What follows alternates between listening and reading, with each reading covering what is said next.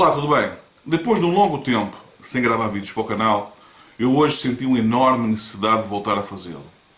Sobre um tema que eu nunca falei no canal, que tem a ver com estupro. A razão por que me levou a sentir essa necessidade de gravar foi pelo seguinte. Já há muito tempo que eu acompanho pela internet no canal da Jovem Pan, que passa no YouTube, o programa 3 em 1. É um programa que eu gosto de assistir, sobretudo pelo facto de ter contraditório. Não são jornalistas ou comentadores, todos com a mesma opinião, a falar sobre um tema que todos concordam uns com os outros. Muito bem. Como eu sei que um dos comentaristas desse programa, o economista Rodrigo Constantino, é um bolsonarista convicto, um trumpista igualmente convicto, que defende essas duas personalidades com toda a sua força, uma pessoa que se apresenta como direita, mas na verdade é claramente um radical de extrema-direita, de tal forma que os outros dois comentaristas, sendo eles também de direita, pelo contrário, são de direita democrática, são pessoas que, sendo de direita, você consegue ouvir, consegue concordar com elas, o que não é o caso do Constantino, pelo menos em relação ao meu caso. Então eu tive curiosidade de assistir qual seria a reação dele perante as eleições americanas, onde cada vez mais a tendência, neste momento não está decidido, é de vitória do Biden. Como é que ele estava a reagir a isso? Tive muita curiosidade. Mas logo que entrei no programa, a primeira coisa que eu ouvi foi que a Jovem Pan tinha cessado o contrato com o Rodrigo Constantino devido a umas declarações que ele fez sobre a situação do estupro. A partir do caso que aconteceu no Brasil, que foi um caso lamentável, de uma atitude de um tribunal, de um advogado, juiz e promotores, enfim, que tiveram uma atitude totalmente absurda, em que uma pessoa, uma mulher, vai a tribunal apresentar queixa sobre estupro e acabou por ser humilhada nesse tribunal. O que está em discussão não é se havia provas ou não do estupro. Eu entendo que, não havendo provas, de facto, não se pode acusar uma pessoa a correr no risco apenas pela palavra da pessoa, porque de alguma forma essa pessoa tem que apresentar pelo menos indícios muito fortes de que ocorreu um estupro, e eu defendo isso por uma questão muito simples, porque nós sabemos que há de facto casos, como foi o caso do Neymar, que aliás, como vamos ver, o Constantino chega a tocar nesse exemplo, em que uma pessoa tenta se aproveitar da condição pública da pessoa, da sua condição financeira, em proveito próprio, acusando uma pessoa de estupro, quando na realidade o que aconteceu foi sexo consentido e nada de estupro. Muito bem. Quando eu ouvi isso, apesar de, como já está evidente, o Rodrigo Constantino ser um tipo de pessoa por o qual eu não nutro nenhum tipo de simpatia, e sendo ele um daqueles defensores da moral, ele apresenta-se como um liberal na economia, mas um defensor dos costumes, um conservador em relação a questões de costumes, moralista, digamos assim, convicto, pareceu-me que aquilo que estava a ser apresentado é que ele teria feito a defesa do estuprador. Pareceu um pouco demais. Senão, eu acho que nem o Rodrigo Constantino ia fazer isso. Então parei imediatamente a assistir o programa e fui ouvir a outra parte. E encontrei um vídeo onde o Rodrigo Constantino fala aquilo que falou, mas onde ele se justificava. Então eu quis assistir esse vídeo em primeiro lugar. Qual é a justificação que ele apresentava para a acusação? E a justificação que ele apresentou pareceu-me bastante plausível. Uma coisa que faz sentido. Existe, de facto, o risco de pessoas serem acusadas injustamente de estupro por mulheres que se queiram aproveitar da condição da pessoa. Só que, ao mesmo tempo que ele diz isso, pareceu-me que a reação da Jovem Pan e as reações que ele mesmo fala no vídeo, que estava-se a generalizar, parecia-me excessiva. Não estava a bater certo. A justificação dele para aquele caso e aquilo que ele estava a ser acusado, parecia uma reação claramente excessiva. Até porque, mais adiante, ele mesmo diz que até pessoas próximas dele, pessoas que ele considera como amigas, estavam a ligar para ele, muito indignadas, pela reação, pelo aquilo que ele tinha falado. E que, inclusivamente, uma amiga da filha dele tinha cortado relações, que frequentava a casa dele, que disse que ia deixar de frequentar porque passou a ter nojo de ter frequentado a casa, ou seja, acabou por ter nojo dele. Disse isso à filha dele e, portanto, era algo que estava a incomodá-lo bastante. Mas, mais uma vez, essa reação parecia-me claramente excessiva mediante a justificação, aquilo que ele apresentou. Então eu fui assistir ao vídeo aonde ele falou aquilo que falou, para ver se de facto aquilo que a justificação que ele apresentou dizia com aquilo que ele efetivamente disse no vídeo. Eu vou deixar o link abaixo dos vídeos para vocês ir lá assistirem. Eu era para fazer deste vídeo um vídeo de reação, mas não vou fazer. Eu vou fazer aqui a minha declaração e vou deixar os links para, se vocês quiserem assistir aos vídeos, vocês vão lá e assistam e vão ver exatamente o que foi que ele falou. Muito bem. Ele começa por, tal como ele representado na justificação, que não estava a falar daquele caso específico da mulher no Brasil, que ele estava a falar no geral e dos riscos que existia de uma pessoa ser injustamente acusada de estupro por oportunismo. Até aí, a justificação batia com aquilo que ele tinha apresentado. Aonde começa a surgir problemas? Começa a surgir problemas pelo seguinte: é que ele faz uma comparação completamente absurda e eu quero que vocês prestem atenção nisto. Ele compara duas situações que não são comparáveis. Uma pessoa, assim bebeda, pega num carro para ele, se uma vez que a situação dessa pessoa é em tudo semelhante, segundo ele, ao caso da mulher que se embebeda e que alguém se aproveita da condição dela estar bêbada para estuprá-la. Ora, isto não é comparável. Porquê? Porque quando a pessoa se embebeda e vai pagar o carro, foi ela que tomou a iniciativa de pagar o carro. Ela não pode, no caso de ser apanhada pela polícia ou no caso de um acidente, ir para o tribunal alegar que eu estava bêbado, o carro me obrigou a conduzi-lo e a provocar o acidente. Não. Fica evidente que foi ela, apesar do estado em que se encontrava, que voluntariamente pegou no carro para conduzir. Portanto, não houve um aproveitamento do carro. O carro não se aproveitou da condição dela estar bêbada para fazê-la conduzir.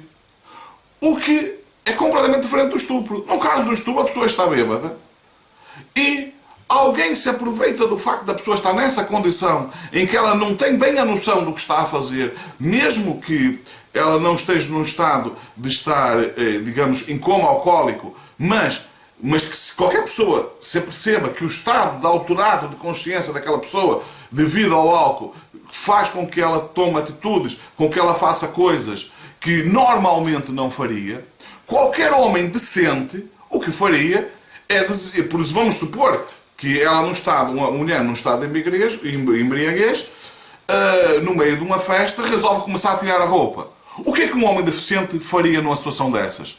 Bom, muito simplesmente tentava pegar na roupa da mulher, tentar compô-la e evitar que ela se exponha daquela maneira e, em vez de pegar nela, levá-la para casa, enfim, evitar que ela se continue a expor, até porque mesmo que não aconteça nada com ela, quando descobrir no dia seguinte, ou quando de alguma forma alguém lhe disser o que ela fez, essa pessoa vai se sentir muito mal. Essa pessoa, mesmo não sendo vítima de estupro, ela, devido a tudo aquilo que ela fez, essa pessoa vai se sentir mal. E é a obrigação de qualquer homem ou mulher, ou seja quem for a pessoa que está presente perante a situação dela, evitar que isso aconteça.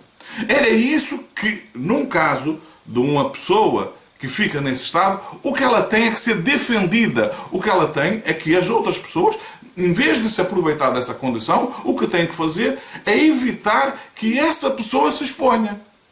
O que o Constantino faz, e o que eu acho extremamente lamentável, é comparar isso com o facto de uma pessoa que se embebeda e que pega no carro para conduzir, correndo o risco de provocar um acidente, provocar a morte de outra pessoa, ou que simplesmente é apanhada pela polícia e que é multada. Não é comparável. Não é comparável porque o carro não tem a opção. Primeiro, o carro não a obrigou a conduzi-lo. Por outro lado, o carro é inanimado, ele não tem a consciência de se recusar a sair e de, em vez de ser a mulher a conduzir, ser o carro a conduzir a mulher para casa, ou seja, a ter essa atitude que se espera que um humano decente tenha. Mas o Constantino conseguiu piorar significativamente as coisas.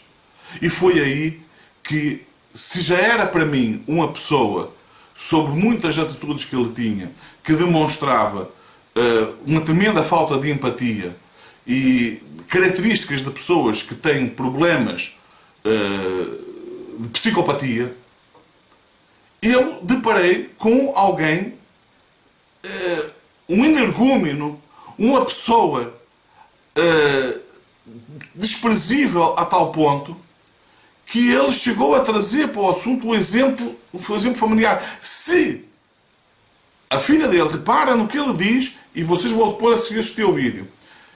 O que ele diz, e o que me chocou extremamente, já me tinha chocado o exemplo dele, mas este foi levar a coisa ao extremo, é quando ele diz que caso a filha dele chegasse a casa alegando que foi participar, por exemplo, numa festa com os colegas da faculdade e que e bebeu um pouco a mais e que com isso fez com que alguns rapazes presentes se aproveitassem da sua condição para estuprá-la, o que é que ele diz?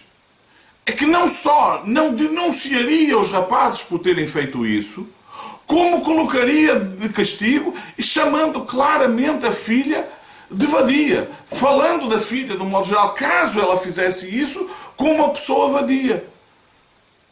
Reparem bem na incapacidade que esta pessoa tem de se colocar no lado da outra. Se a filha chegasse em casa numa condição dessa, em vez dele, o que ele deixa claro é que, em vez de tentar se colocar no lado da filha e tentar perceber que a filha foi participar de uma festa e, devido a ter bebido um pouco a mais, perdeu a consciência dos seus atos e começa a ter atitudes que normalmente não teria no caso de estar no direito, na posse de todas as suas faculdades, alguém se aproveita dela e, em vez dele ir atrás da pessoa que se aproveitou ou das pessoas que se aproveitou e a condená-las à justiça, não, ele próprio, mesmo como pai, o que ele diz é que seria o primeiro a condenar a vítima. E sendo que a vítima, inclusivamente, seria, no caso da vítima, ser a filha dele. Vocês estão a perceber a dificuldade que esta pessoa tem de sentir o sentimento do outro, mesmo quando o outro é a própria filha? Vocês estão a perceber a perversão desta pessoa que se diz um exemplo de um pai de família, um exemplo de moral? É esta pessoa que diz que é conservador nos costumes? É desse tipo de costume que ele é conservador? É esse costume que ele quer conservar? O costume em que o homem tem o direito de se aproveitar de uma mulher quando ela está numa situação em que não está na posse de todas as suas faculdades? É deste tipo é este tipo de moral que este defende? Será este tipo de moral que todas as pessoas que ele apoia defendem? Provavelmente sim. Porque, como ele próprio diz em vídeos a seguir, houve várias pessoas a defendê-lo. Quer dizer que todas aquelas pessoas que o defendem, das duas uma, ou são de uma ignorância extrema que não consegue perceber a gravidade de tudo aquilo que ele diz, ou são tão perversas quanto ele. Eu fiquei chocado de tal maneira que, apesar de ter ficado todo este tempo sem gravar vídeos e ter deixado... O mundo está tão estranho, está tantas coisas a acontecer que, das duas uma, ou eu teria que gravar vídeos todos os dias, ou teria que parar de gravar vídeos. E, a dada altura, eu achei que o melhor seria parar, pelo menos por um tempo, de gravar vídeos. Só que depois de ter assistido isto eu não pude. Eu senti uma enorme necessidade de gravar. Porque uma pessoa que se declara desta forma, publicamente, tem sim que ser condenado, e todos os órgãos de comunicação, a partir deste momento, que for contratar esta pessoa, não poderão negar a partir disto que tenha perfeita consciência de que tipo de pessoa está a chamar para os seus quadros, para os seus comentadores. Não podem mais dizer isto. Bom, eu fico por aqui. Como eu disse, vou deixar no o link para os vídeos para vocês assistirem e para cada um depois tirar as suas próprias conclusões. A minha foi esta. Trata-se de uma pessoa um energúmeno desprezível, uma pessoa inqualificável. Bom, ficam por aqui. Se você continua a assistir o canal, tem continuado os vídeos. Se não subscreveu o canal, subscreva para pelo menos e deixe os seus comentários já agora ao vídeo e o seu like no caso de ter gostado, ou dislike se não gostou, porque só assim eu consigo perceber se de facto vale ou não a pena continuar a gravar vídeos, e porque eu não quero também usar estes vídeos apenas como uma terapia pessoal para desabafo. Eu, de facto, gostaria muito que esses vídeos pudessem chegar ao maior número de pessoas possível, porque a internet está carente de debates sérios, de pessoas que falem sobre assuntos sérios de uma forma séria e responsável. Fiquem bem, vemos no próximo vídeo.